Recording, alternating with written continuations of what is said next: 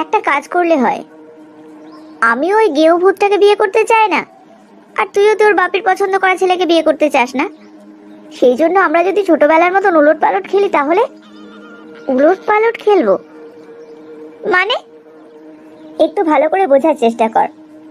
আমি যেই ছেলেটার সঙ্গে দেখা করব, মা কিন্তু কিছুতেই ওর সঙ্গে আমার বিয়ে দেবে না। তাই নাকি? তাহলে দেখা করাচ্ছে কেন? ওই যে বাবার ছেলের বন্ধু কিনা, সেই জন্য। সেসব ছাড়। আর তোর প্রবলেম হচ্ছে তুই কাউকে না বলতে পারিস না। সেই জন্যই চল আমরা একটা কাজ করি। তুই গেঁয়ো ভূত কৃষ্ণটার সঙ্গে দেখা কর, আর আমি তোর বাপের পছন্দ করা ছেলের সঙ্গে দেখা করব। কি? তাতে লাভ? লাভ এটাই যে আমি তোর বাপের পছন্দ করা ছেলেটাকে সরাসরি না বলে আসব, আর ওদিকে তো ওই গেঁয়ো কৃষ্ণর সঙ্গে আমার মা বিয়ে দেবেই না। Problem solve. বাপি, তুমি কি বেরোচ্ছ? হ্যাঁ, এই তো বেরোবো। তাহলে থাক, পরে বলবো। কি বলবি বল না, একটু দেরি হলে আমার কোনো অসুবিধা হবে না। না না, তুমি ঘুরে এসো, তারপরে বলবো। অনেক বড় কথা বুঝি, অনেক সময় লেগে যাবে। না, তেমন কিছু না, কিন্তু একটু জরুরি কথা। আমার সমস্ত কাজের মতো তোর কথাটাও খুব ইম্পর্টেন্ট। তুই বসার ঘরে যা, আমি আসছি। আচ্ছা ঠিক আছে। আমি তোর সমস্ত কথা শুনে তারপরেই অফিসে যাব। বাপিকে কথাটা বলবো তো ভাবছি, কিন্তু বাপি কি রাজি হবে? যদি বাপি আমার উপর রাগ করে তাহলে? আবার যদি বাপিকে না বলি, তাহলে ওদিকে টিয়া রাগ করবে। যা হবে দেখা যাবে। একবার বলে তো দেখি। কি বলবি বাপিকে? ও তেমন কিছু না, বললে তো তুমিও জানতে পারবে। আমাকে বল, আমিও শুনি। বাপি এখানেই আসছে, বাপিকে বলবো, তখন তুমিও শুনে নিও। বিয়ে না করার কথা বলবি? আমি কিন্তু এই ব্যাপারে তোর বাপের সঙ্গে কথা বলেছি, কিন্তু তোর বাপের খুব ইচ্ছে যেই ছেলেটাকে দেখেছে তার সঙ্গে তোর বিয়ে হোক। না না, আমি সেই কথা বলবো না। ঠিক আছে, তাহলে আমিও বসলাম, শুনি তুই তোর বাপেকে কি বলবি। আমি যেটা বলবো সেটা কিন্তু একটু বোঝার চেষ্টা করো, কেমন? এবার শুনি আমার মেয়ে আমাকে কি বলবে। কথাটা শুনে তুমি রাগ করবে না তো বাপি?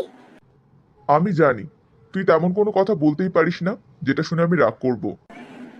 আসলে আমি যেটা বলতে চাইছি সেটা হচ্ছে, এত ভয় পাচ্ছিস কেন? আমি কি কোনোদিনও তোর ইচ্ছের বিরুদ্ধে কিছু করেছি? আমি একটু একটু বুঝতে পারছি ও সেই একই কথা বলবে। কি কথা বলতো? তুই কি আমার পছন্দ করা ছেলেকে বিয়ে করতে চাস না? না না বাপি, সেটা নয়, তোমরা ভুল ভাবছো। তাহলে একটু তাড়াতাড়ি বল, আমাকে তো অফিসে যেতে হবে। আসলে তুমি যে ছেলেটাকে আমার জন্য পছন্দ করেছো, আমি তার সঙ্গে একটু আলাদা করে দেখা করতে চাই। দেখেছো মেয়ের সাহস, বলে কিনা আলাদা করে দেখা করবে। আমি তো তোমাকে আগেই বললাম মা, আমার কথাটা একটু বোঝার চেষ্টা করো। আচ্ছা ঠিক আছে, আমি শুনবো। এবার বল, তুই কেন আলাদা করে ছেলেটার সঙ্গে দেখা করতে চাইছিস? আসলে বিয়েটা তো আর একদিনের সম্পর্ক না, সারা জীবনের সম্পর্ক। আমি জানি তুমি আমার জন্য যা করবে আমার ভালোর জন্যই করবে, কিন্তু যার সঙ্গে আমি সারা জীবন থাকবো, আমারও তো জানার অধিকার আছে সে কেমন। আমি তো বলেইছি, সে অত্যন্ত ভালো ছেলে। সেটাই তো আমি দেখতে চাই বাপি। ছেলেদের কথাবার্তা চাওনি বিভিন্ন জায়গায় বিভিন্ন রকম হয়। হয়তো সে তোমার সামনে একরকম আর আমার সামনে আর এক রকম হলো, আর যদি সত্যিই সে ভদ্র হয়, তাহলে ও তোমার সামনে যেমন আমার সামনেও তেমনই থাকবে। তুই যে কি বলতে চাইছিস ঘোড়ার ডিম, আমি তো কিছু বুঝতেই পারছি না। একটু ভালো করে বুঝিয়ে বলবি কি বলতে চাইছিস? আমি বুঝতে পেরেছি ও কি বলতে চাইছে, আর দেখতে গেলে ওর কথাতে যুক্তিও আছে।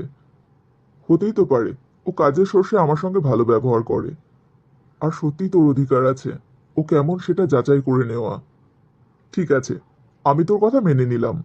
ও প্রথমে তোর সঙ্গে একা দেখা করবে। তুমি এরকম একটা প্রস্তাব মেনে নিচ্ছ কি করে?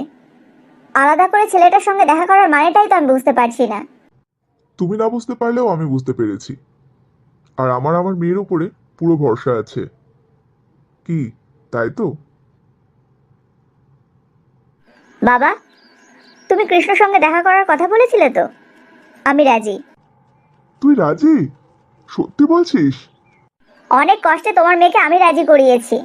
দেখা করতে যখন রাজি হয়েছে, বিয়েটাও হতে পারে। না বাবা, আমি ওকে বিয়ে করব বলে দেখা করতে চাইছি না, বিয়ে করব না বলে দেখা করতে চাইছি। সে আবার কি কথা? বাড়িতে ডেকে একটা মানুষকে তুই অপমান করবি?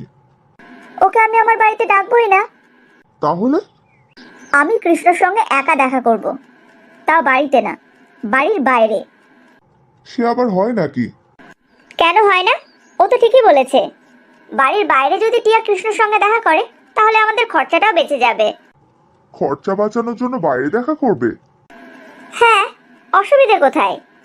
আমি তোমার ওই বন্ধু আর বন্ধু ছেলের জন্য কোনো রকম জোগাড় করতে পারবো না। আমার কথাটা একটু বোঝার চেষ্টা করো বাবা। আমি যদি কৃষ্ণর সঙ্গে একা দেখা করি, তাহলে নিশ্চয়ই ওর বাবা আসবে না। আমি কৃষ্ণর সঙ্গে কি কথা বলবো আর না বলবো, সেটা তো ওর বাবা শুনতে পাচ্ছে না। সেইভাবে দেখতে গেলে তোমার বন্ধুত্বও ঠিকঠাক থাকবে। আর কৃষ্ণ যদি একা দেখা করতে রাজি না হয়? তাহলে তো আর কোনো ঝামেলাই থাকলো না। আমি ওর সঙ্গে দেখা করলে একমাত্র একা বাইরেই দেখা করব, তাছাড়া না।